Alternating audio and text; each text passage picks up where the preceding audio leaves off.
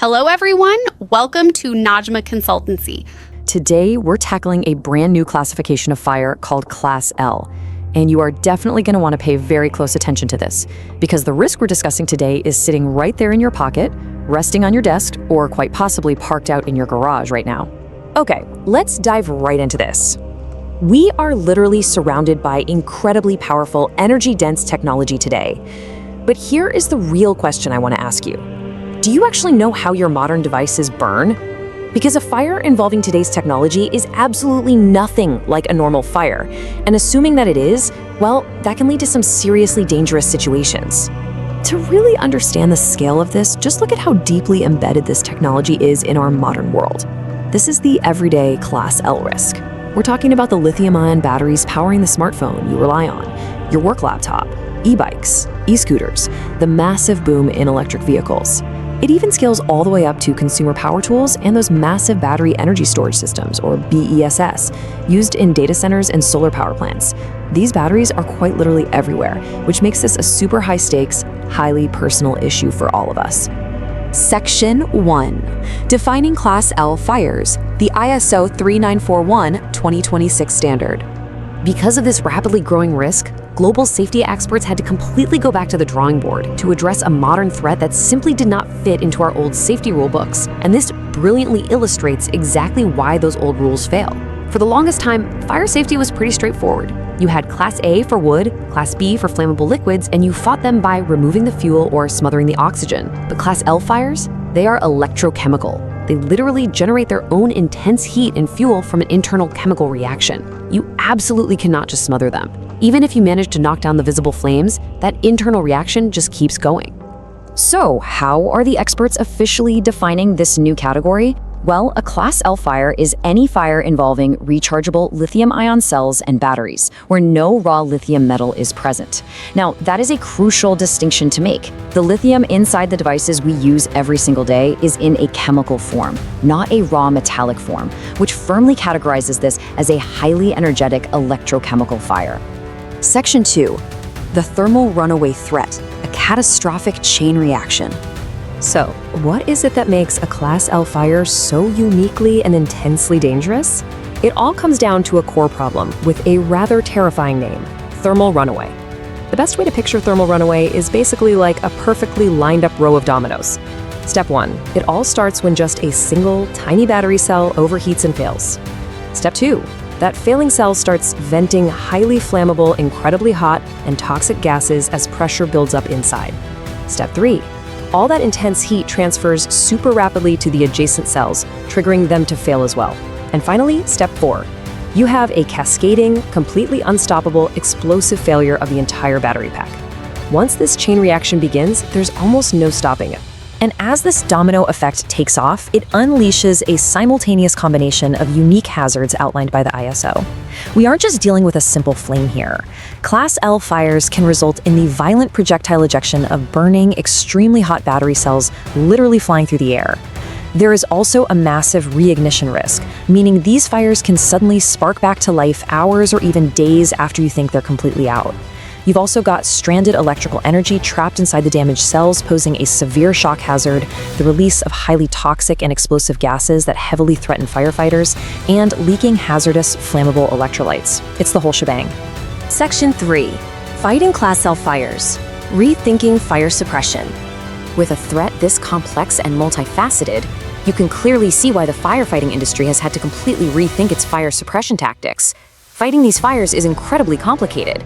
Water cooling is often used, but its primary function is really just to reduce the temperature to stop the thermal runaway from spreading. It doesn't directly extinguish that internal reaction and requires continuous monitoring. Then you have aqueous vermiculite suspension, or AVS. It encapsulates the fire and cools it, but honestly, it's best suited only for small to medium batteries. Moving on to fire blankets. These are fantastic for containing flames and preventing those dangerous flying projectile cells we talked about, but they aren't a standalone extinguishing method. And what about clean agents or aerosols used in data centers? Well, they only suppress the open flames. They absolutely cannot stop the internal thermal runaway alone. Which brings us to a stark and frankly frightening reality. Your traditional Class A, B, or C fire extinguishers, the trusty red cylinders you're used to having around your home or office, are often completely ineffective against the intense internal heat of a Class L thermal runaway event. These simply were not built to handle this kind of chemical reaction. Section 4. The Extinguisher Certification Flaw. A critical look at fire safety. Now, you might be thinking that because international organizations went ahead and created a new Class L letter, the problem is officially solved and we can just go buy Class L extinguishers. Well, actually, scratch that. It's not quite that simple. So the crucial point here is captured perfectly by this critical perspective from Stage Training, which is a firefighting and engineering source.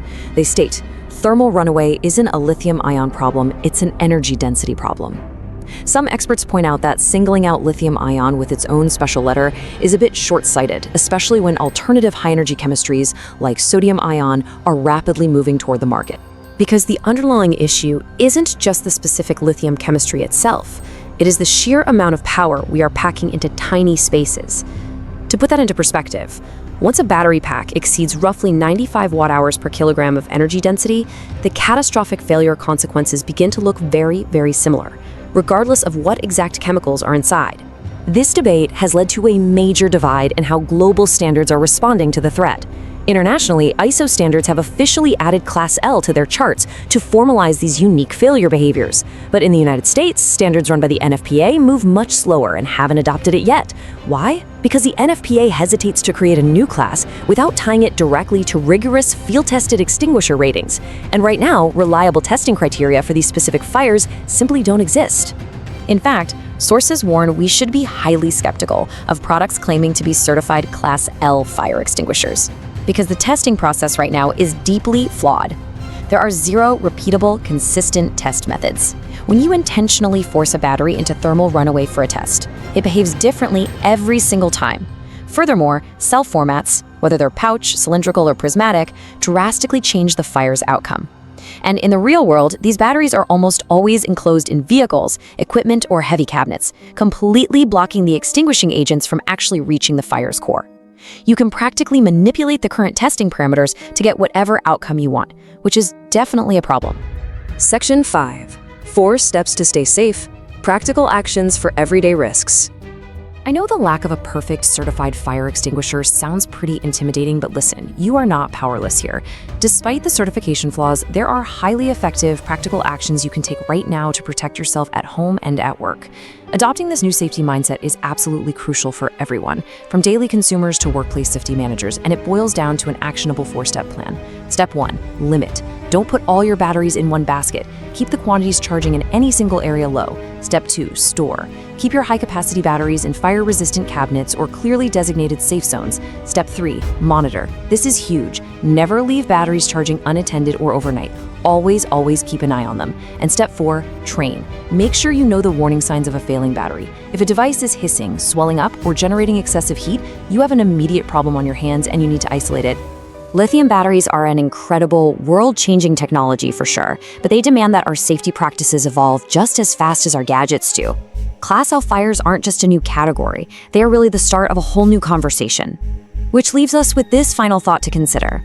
As we continue to rapidly push the boundaries of energy storage, when the next highly dense battery chemistry arrives, is simply adding a new letter to a safety chart actually going to be enough to keep us safe?